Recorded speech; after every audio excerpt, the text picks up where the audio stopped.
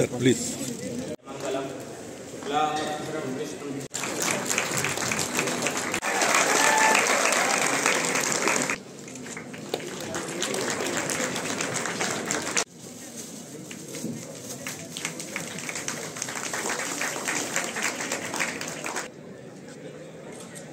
ఇలాగనే ఇంకా స్టూడెంట్ నే LLM student university of Osmania ఇప్పుడు కూడా. సో నా లైఫ్ మేడం అన్నట్టుగా అంత ఈజీగా ఏం లేదు. చిన్నతనం నుంచి ఒక ట్రైబల్ ఆదివాసీ కుటుంబంలో ఫారెస్ట్ కి సంబంధించి ఒక మాటలు చెప్పాలంటే సమ్మక్క సారలమ్మ జాతికి సంబంధించినటువంటి బిడ్డలం మేము. ఆ ప్రాంతం నుంచి వచ్చి హాస్టల్స్ లో చదువుకొని చిన్నతనం నుంచి రకరకాల అవమానాలు లేదా ల్యాండ్ లార్డ్స్ లేదా భూస్వాములు వారి యొక్క అట్రాసిటీస్ చుట్టుపక్కల జరుగుతున్నటువంటి అన్యాయాలను మరి ఆనాడు ఉన్నటువంటి పరిస్థితులు ఈ రోజు దోపిడీ లేదంటే ఉంది, బట్ డిఫరెంట్ వేలో కనబడుతుంది. అప్పుడు డైరెక్ట్ గా కనబడేది. రివోల్ట్ ఎక్కువ అయ్యేవాళ్ళం మేము చిన్నతనం నుంచి. సో 10th నుంచే 8th నుంచే మా రెసిస్టెన్స్ అనేది ఉండేది, తిరుగుబాటు అనేది కనబడేది. సో నా 10th క్లాస్ తర్వాతనే విప్లవోద్యమంలోకి వెళ్ళి గన్తో రాజ్యంతో పోరాటం చేసి తర్వాత బయటకు వచ్చి మరి ఒక ఉమెన్ గా ఒక మహిళగా అన్ని రంగాలలో అన్ని సందర్భాలలో నిలబెట్టేది కేవలం ఎడ్యుకేషన్, నాలెడ్జ్ అనేది ఇంపార్టెంట్, స్టడీ అనేది కూడా ఇంపార్టెంట్. అది బుక్ నాలెడ్జ్ అనుకోవచ్చు, జనరల్ నాలెడ్జ్ అనుకోవచ్చు, లేదా ఇట్లా తరగతుల అకాడమిక్ ఇయర్ లాగా చదువుకోవడం అనుకోవచ్చు. కానీ నేను బయటకు వచ్చిన తర్వాత నేనేమనుకున్నా అంటే నా జీవితము అక్కడే పోతుంది అనుకుని రెడీ అయిపోయినాము. కానీ అనివార్య కారణాల రీత్యా బయటకు రావాల్సి వచ్చింది. సో బయటకు వచ్చిన తర్వాత కూడా ఈ జీవితాన్ని మరి ఏ రకంగా ఒక ఆడ కూతురుగా ఏ రకంగా ఉపయోగించుకుంటే బాగుంటుందంటే ఫస్ట్ నేను నమ్ముకునేది మళ్ళీ చదువునే. చదువుకుంటే ఎక్కడైనా నిలబడగలుగుతాం, ఏ స్థానానికైనా వెళ్ళగలుగుతాం, మనల్ని మనం నిలబెట్టుకోగలుగుతాం, సెల్ఫ్ కాన్ఫిడెన్స్ కూడా పెంచుకోగలుగుతాం, ఆత్మవిశ్వాసం పెరుగుతుంది, అదే విధంగా సెల్ఫ్ రెస్పెక్ట్ కూడా మనకు పెరుగుతుందనే ఉద్దేశంతో మళ్ళీ స్టడీస్ వైపు వచ్చి ఏ కోర్టులో అయితే నేను ఒక నక్సలైట్ కేసులలో నిందితురాలుగా నిలబడ్డానో ఆఫ్టర్ 5 years అదే కోర్టులోకి వెళ్ళి నల్లకోట వేసుకొని అదే సేమ్ కోర్టు సేమ్ వరంగల్ నాకు ఎవరైతే నా కోర్టు కేసు ఆర్గ్యుమెంట్ చేసిన నా సీనియర్ ఉన్నారో వారి దగ్గరనే జూనియర్ గా జాయిన్ అయ్యి కోర్టులో లాయర్ గా నిలబడడం జరిగింది. ఆ తర్వాత మా కొలీగ్స్ అందరు ఇచ్చినటువంటి అడ్వైస్ తోటి ఆ రోజు సీఎం చంద్రబాబు నాయుడు గారు మరి ఒక అవకాశం ఇస్తే ఇంకా రాజకీయాల్లోకి వస్తే బెటర్ గా ఉంటది, ఎక్కువ ఛాన్స్ పబ్లిక్ సర్వీస్ చేయొచ్చు అనే ఉద్దేశంతో పాలిటిక్స్ లోకి రావడం జరిగింది. ఫస్ట్ ఓటమి ఉంటుందో అక్కడే విజయాన్ని వెతుక్కోవాలనే ఉద్దేశంతో ఏ ప్రాంతంలోనైతే నేను గన్ పట్టుకొని తిరిగినో, ఏ ప్రాంతంలో అయితే ఓడిపోయినో అక్కడే మళ్ళీ 5 years కష్టపడి ప్రజల యొక్క నమ్మకాన్ని పొంది వాళ్ళతో ఉంటూ అక్కడే అదే ప్రాంతంలో ఒకప్పుడు గన్తో తిరిగిన ఆ తర్వాత గన్మెన్ వెంట పెట్టుకొని తిరిగే పరిస్థితికి ఈరోజు నా ప్రజలు నాకు అనుమతించినటువంటి అవకాశం. నేను ఎప్పుడు కూడా నా చిన్నతనంలో స్టూడెంట్ గా ఉన్నప్పుడు నేను నక్సలైట్ అయితా అనుకోలేదు, నక్సలైట్ గా ఉన్నప్పుడు లాయర్ని అయితా అని కూడా ఊహించలేదు, లాయర్ గా ఉన్నప్పుడు కూడా నేను ఎమ్మెల్యే అయితా అనుకోలేదు, ఎమ్మెల్యే ఉన్నప్పుడు కూడా మళ్ళీ స్టూడెంట్ గా వస్తా నేను అనుకోలేదు. ఎమ్మెల్యేగా ఉంటూనే LLM MAలో జాయిన్ అయినా, MA చదువుకుంటూనే PhD స్కాలర్ గా యూనివర్సిటీలో మన ఉస్మానియా యూనివర్సిటీలో ఒక 2 years బ్యాక్ కంప్లీట్ చేసుకోవడం జరిగింది. కానీ ఇప్పుడు నేను ఒక మినిస్టర్ గా అయిన తర్వాత అంటే నేను ఎప్పుడు ఒకటే అనుకుంటున్నా, జీవితంలో నేర్చుకోవాల్సింది చాలా ఉంది, ఏది మనకు అంత తెలిసింది కాదు. ఈ సమాజం చాలా పెద్దది, ప్రపంచం చాలా పెద్దది, మనకు తెలిసింది చాలా తక్కువ. మనం అనుకుంటాం ఎక్కువ మార్క్స్ వచ్చినప్పుడు లేదా ఎక్కువ ఏదైనా మనకు అంటే గొప్పగా పేరు వచ్చినప్పుడు మనం సుపీరియర్ గా ఫీల్ అవుతాం, కానీ మనకంటే చాలా మంది సుపీరియర్స్ ఉంటారు. సో నాలెడ్జ్ అనేది చాలా మహాసముద్రం, కాబట్టి మనం ఎంత నేర్చుకున్నా తక్కువే. కాబట్టి నేనేమనుకుంటా అంటే ఎప్పుడు కూడా నిత్య విద్యార్థిగా ఉండాలి. అది ఎడ్యుకేషన్ పర్పస్ లో కావచ్చు, నేర్చుకోవడంలో ముఖ్యంగా అంటే విషయాన్ని తెలుసుకోవడంలో ఎప్పుడు స్టూడెంట్ గా ఉంటే ఎక్కువ విషయాలు మనం నేర్చుకోగలుగుతాం. ఇక్కడటువంటి స్టూడెంట్స్ కూడా ఇవాళ ఇక్కడటువంటి లెక్చరర్స్ కూడా నేర్చుకొని మీకు చెప్తారు. వాళ్ళు మనకు చెప్పేటప్పుడు టీచర్సే కావచ్చు, బట్ వాళ్ళు కూడా నేర్చుకోవాల్సిందే, చదవాల్సిందే. కాబట్టి మనం కూడా ఇప్పుడు మనకున్నటువంటి ఈ పోటీ ప్రపంచంలో ఎంత నేర్చుకున్నా మనకంటే ఇంకొకరు ఇద్దరు ముగ్గురు ఎప్పుడు ముందంజలో ఉండే అవకాశాలు ఉంటాయి. కాబట్టి మన యొక్క పేరెంట్స్, మీ యొక్క పేరెంట్స్ మీ మీద పెట్టుకున్నటువంటి ఆశలు, మీరు చిన్నతనం నుంచి ఎంచుకున్నటువంటి లక్ష్యాలు ఏవైతే ఉన్నాయో వాటిని రీచ్ అయ్యే టైంలో రకరకాల ఆలోచనలు, రకరకాల అలవాట్లు మనల్ని కొద్దిగా అటు ఇటు లాగుతుంటాయి. కానీ మీరు పెట్టుకున్నటువంటి టార్గెట్ రీచ్ అయ్యేంత వరకు డైవర్ట్ కాకుండా ఉంటే ఆ తర్వాత మీ జీవితం మీ చేతిలోకి వచ్చిన తర్వాత మీరు అనుకున్న పద్ధతిలో ఒక 10 మందికి సేవ చేయగలుగుతారు, లేదా కుటుంబాన్ని పోషించగలుగుతారు, లేదా మనకు ఈ రకమైనటువంటి స్కాలర్షిప్స్ అనౌన్స్ చేసి ఒక అవకాశం ఇచ్చి మనం ఒక మెట్టు ఎక్కడానికి అవకాశం ఇచ్చినటువంటి కేఎల్ యూనివర్సిటీ వారికి, అట్లాంటి స్టూడెంట్స్ కూడా మీరు ఇంకొక దారి చూపినటువంటి వాళ్ళు అవుతారు, అదేవిధంగా స్ఫూర్తినిచ్చినటువంటి వాళ్ళు అవుతారు. కాబట్టి మనం అందరం ఎవ్వరం కూడా ఒక్కొక్క లైఫ్లో చాలా కష్టాలు ఉంటాయి. బట్ ఆ కష్టాల నుంచి ఒక సంక్షోభం, ఒక క్రైసిస్ ఇస్ ఏ ఛాలెంజ్. ఒక క్రైసిస్ ను ఒక ఛాలెంజ్ గా తీసుకుంటే ఒక అద్భుతాన్ని సృష్టించగలుగుతారు. సంక్షోభం వచ్చింది, సమస్య వచ్చిందని పక్కదారి పడితే జీవితం నుంచి మనము పారిపోయినట్టు అవుతుంది. జీవితము మనం నిర్దేశించుకున్న లక్ష్యము, మనం చిన్నతనంలో కన్నా డ్రీమ్స్ ఏవైతే ఉన్నాయో మన డ్రీమ్స్ రీచ్ కాలేవు.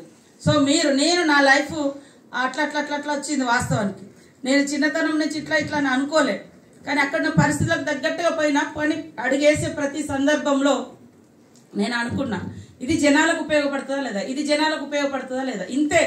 నేను ఇంకా వేరే రకంగా ఆలోచించుకోలేదు. ఇప్పటికి కూడా కరోనా టైం అనేది బాగా బెటర్గా నా గురించి గొప్పగా చెప్పుకుంటాను.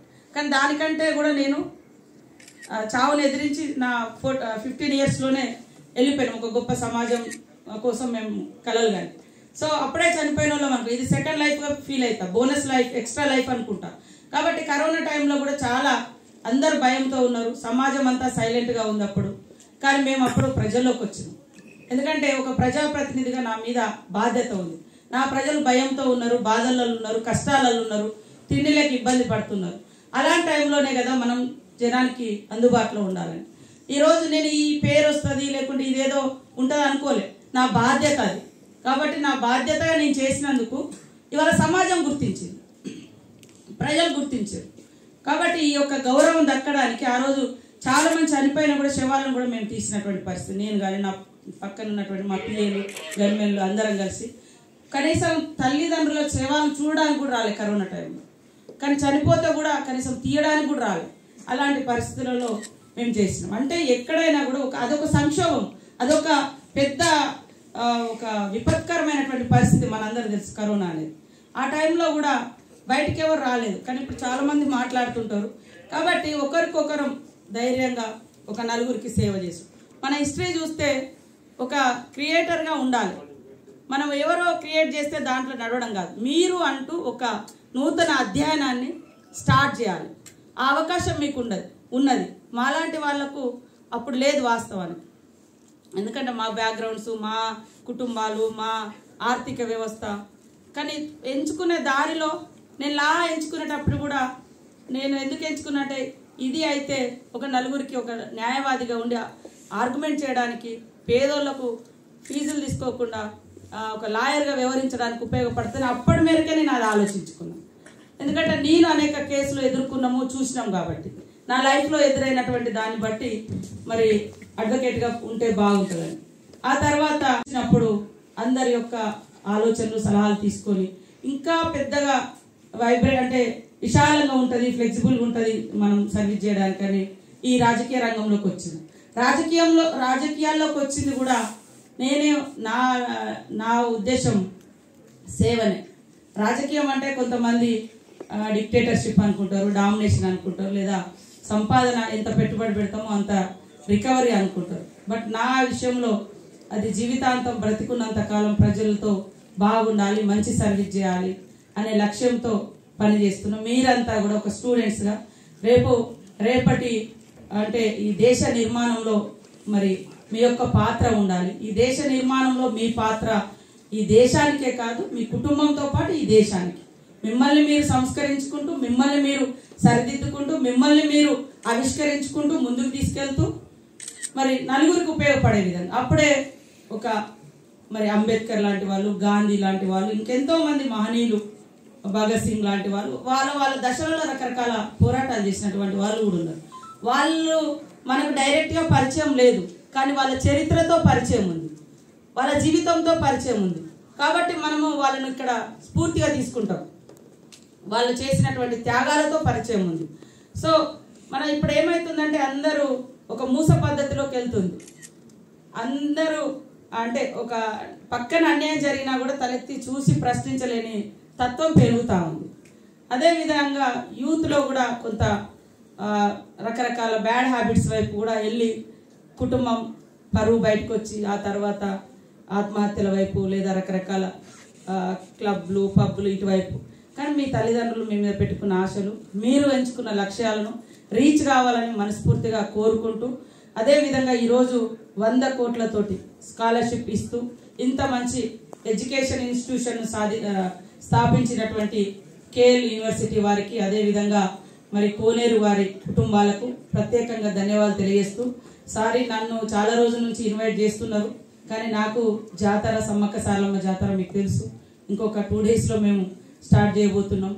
అదేవిధంగా ఆదిలాబాద్ జిల్లాకి ఇన్ఛార్జిగా ఉండడం, ఇప్పుడు అసెంబ్లీ ఉండడం, అసెంబ్లీ కూడా ఇప్పుడు కొద్దిగా మీకోసం, ఎందుకంటే మిమ్మల్ని పదే పదే ఇబ్బంది పెడుతున్నాను, అటు డుమ్మగొట్టి ఇటు వచ్చిన అందరికీ ధన్యవాదాలు. మీరు అందరూ మీ జీవితాల్లో మంచి ప్లేస్లో ఉండాలని, మంచి స్థానంలో మిమ్మల్ని చూడాలని మీ యూనివర్సిటీ కోరుకుంటుంది. నేను కూడా మీ యొక్క అక్కగనో, అత్తగనో, అమ్మగనో మంచిగా ఉండాలని మనస్ఫూర్తిగా జీవిస్తాను. Sitaka Garu at this place, and we are very happy that actually she has visited our campus, and being this is a 43 years old campus, and started as an engineering campus in 1980, and it was taken a journey of 43 years and produced almost 60,000 alma mater all over the world, and they're taking the workforce all over everywhere, nook and corner of the world, and proven to the best of its kind. The world students are the brand ambassadors of this campus, and this is a particularly a research oriented, skill oriented, placement oriented environment at this place in this campus. We've been Sitaka Garu, Honorable Minister of Telangana, and our BC sir, Principal, and Srinivas Garu, and all other dignitaries and staff, my dear students, a very good morning. I am very glad to be present in this occasion of our scholarship announcements. And first of all, I want to tell you a few words about Sitaka Garu. Sitaka Garu ante Telanganalo తెలియని వాళ్ళు ఉండరు, even in Andhra Pradesh also. మనకి ఒక brand, women brand, as a fire brand she is. మన 45 years achievements మనం ఎంత బాగా celebrate చేసుకుంటున్నామో, women empowerment లో సీతక్క గారు నేమ్ అంత పాపులర్. ఒక ఇన్స్పిరేషన్. లేడీ అంటే ఇంత అచీవ్ చేయగలదా అంటే, వైట్ కాలర్ జాబ్స్ లో అచీవ్ చేయటం ఈ టెక్నాలజీ సినారియోలో it is normal. But Seethakka గారు పడే ఫస్ట్ నుంచి ఆవిడ లైఫ్లో పడిన ప్రాబ్లమ్స్, ఫేస్ చేసిన అన్ని ప్రాబ్లమ్స్ చూసుకుంటే మనం కష్టపడింది కానీ మనం అచీవ్ చేసింది కానీ చాలా తక్కువ అనుకోవచ్చు. ఈరోజు ఆవిడ మన దగ్గర, మనందరి మధ్యలో ఇలా ఉండటం మనందరికీ ఎంతో హ్యాపీగా ఉండింది. ఈరోజు ఆవిడ మన స్కాలర్షిప్ అనౌన్స్మెంట్స్ ఆవిడ ప్రజెంట్ చేయబోతున్నారు మీ అందరికీ. Thank you one and all, because she has a very busy schedule and she wants to leave. అందరికీ పేరు పేరున హృదయపూర్వక నమస్కారాలు. మిమ్మల్ని అందరినీ కూడా సమ్మక్క సారలమ్మ జాతరకు ఆహ్వానిస్తూ ఉన్నాను. అదేవిధంగా చాలా రోజుల నుంచి కేఎల్ యూనివర్సిటీ నుంచి మేడం సెక్రటరీ గారు శ్రీమతి కాంతలక్ష్మి గారు నన్ను ఈ 100 crores ఏదైతే స్కాలర్షిప్ ఉందో పిల్లలకు ఆ యొక్క ఓపెనింగ్ కార్యక్రమానికి రమ్మన్నారు.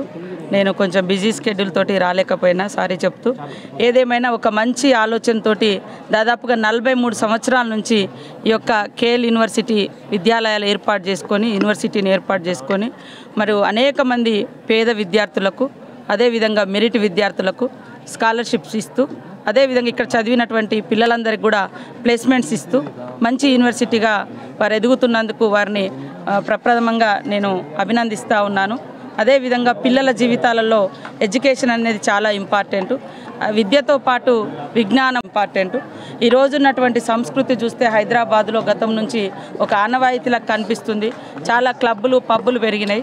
సో సీఎం రేవంత్ రెడ్డి గారు కూడా ఉక్క గుక్క ఇట్లా క్లబ్ల సంస్కృతి మీద కూడా మరి దాన్ని తగ్గించాలి, పూర్తిగా నిషేధించాలన్నటువంటి లక్ష్యంగా అడుగులేస్తున్నారు. యువతను మేము ఒకటే కోరుతున్నాము, తల్లిదండ్రులు పెట్టుకున్నటువంటి ఆశలు ఆకాంక్షలు అదేవిధంగా మీరు నిర్దేశించుకున్నటువంటి లక్ష్యాలు టార్గెట్ రీచ్ కావాలంటే మరి మన యొక్క మనసును అదేవిధంగా విద్యాలయాల్లో ఉన్నప్పుడు బయటికి పోకుండా ఖచ్చితంగా ఎడ్యుకేషన్ మీద దృష్టి పెట్టండి. ఈ దేశ నిర్మాతలు మీరు కాబట్టి ఆ విద్యార్థులందరూ కూడా రేపటి మన మానవ వనరులు, ఈ దేశాన్ని అద్భుతంగా తీర్చిదిద్దాలంటే కాబట్టి విద్యాలయాలలో జరిగేటువంటి ఎడ్యుకేషన్ అనేది ఇంపార్టెంటు. ఈ యొక్క యూనివర్సిటీ కూడా పిల్లల యొక్క భవిష్యత్తు కోసం మంచి నిర్ణయాలు తీసుకుంటున్నారు. ఎందుకంటే పేద విద్యార్థులకు ఇంకో హయ్యర్ ఎడ్యుకేషన్కి వెళ్ళాలంటే కష్టమవుతుంది కాబట్టి మరి వాళ్ళకి స్కాలర్షిప్లు ఇవ్వడము, అదేవిధంగా ఇక్కడ చదువుకున్న తర్వాత ఉట్టిగా ఇలా అంటే పంపించకుండా ప్లేస్మెంట్స్ కూడా ఇస్తున్నారు, ఒక దారి కూడా చూపుతున్నారు. అది చాలా మంచి పరిణామము. వారిని ఇంకా అంటే వేలాది మంది విద్యార్థులకు మంచి లైఫ్ ఇచ్చే విధంగా వారి యొక్క కార్యాచరణ ఉండాలని మనస్ఫూర్తిగా కోరుకుంటూ కేఎల్ యూనివర్సిటీ వారికి ధన్యవాదాలు. విద్యార్థులకు అందరికీ కూడా ఒకటే చెప్తా ఉన్నాం, సమస్య అనేది ఎక్కడొస్తుందో అక్కడే నిలబడి దాన్ని ధీటుగా ఎదుర్కోవాలి. ఎందుకంటే చిన్న వాటికే కుంగిపోవద్దు. మీ తల్లిదండ్రులు ఎన్నో కష్టాలు ఎదుర్కొని మిమ్మల్ని చదివిస్తూ ఉంటారు. తక్కువ మార్క్స్ వచ్చినాయనో లేకుంటే మనం ఏదైనా మిస్టేక్ చేస్తే అది బయటకు వచ్చిందని బాధతోటి సూసైడ్ చేసుకుంటూ ఉంటారు. లేదా హాస్టల్స్లలో ఏదైనా చిన్నగా మాట్లాడితేనో లేదా ఏదైనా వేధింపులు అయినాయనో ఆత్మహత్యలు అటువైపు వెళ్ళకుండా ఎదిరించడం, ప్రశ్నించడం. నా లైఫ్ అక్కడి నుంచే స్టార్ట్ అయింది. మేము హాస్టల్లో ఉన్నప్పటి నుంచి ఈవెన్ 7th క్లాస్ స్టూడెంట్గా ఉన్నప్పటి నుంచి కూడా మేము అంటే పోరాట బాట పట్టినాం, ప్రశ్నించడం, నిలదీసినాం. మాకప్పుడు ఇంత ఎడ్యుకేషను ఇంత సొసైటీతో సంబంధాలు ఏం లేవు. కానీ మాకు అన్యాయం అనిపించింది, మేము ప్రశ్నించినాం. ఇది తప్పు అనిపించింది, మేము ఎదిరించినాం. సో ఇప్పుడున్నటువంటి స్టూడెంట్స్కి చాలా అవకాశాలు ఉన్నాయి. కాబట్టి ఒకసారి ఎప్పుడు కూడా వాళ్ళకి అలాంటి ఆలోచనప్పుడు మహనీయుల యొక్క చరిత్ర కష్టాల నుంచి ఇప్పుడు చరిత్రలో ఉన్న మహనీయులందరూ కూడా ఇవాళ అనేక కష్టాలు, అంబేద్కర్ లాంటి వాళ్ళు కనీసం స్కూళ్ళల్లో కూడా రాకుండా బయట ఇక్కడ స్కూల్లో చెప్తుంటే బయట విని నేర్చుకుని ఒక ప్రపంచానికి ఆదర్శవంతమైనటువంటి అద్భుతమైన రాజ్యాంగాన్ని రచించగలిగినటువంటి గొప్ప మేధావి ఏంటంటే ఆయన తరగతి గదుల్లోనే కూర్చోలేదు అసలు. కాబట్టి స్టూడెంట్స్ అంతా కూడా అట్లాంటి మహనీయుల యొక్క చరిత్రను చదవండి. దయచేసి ఆత్మహత్యల వైపు పోవద్దు. సేమ్ టైంలో లైఫ్ను వ్యసనాల వైపు కూడా తీసుకెళ్ళొద్దు అని నేను వారిని కోరుతాను.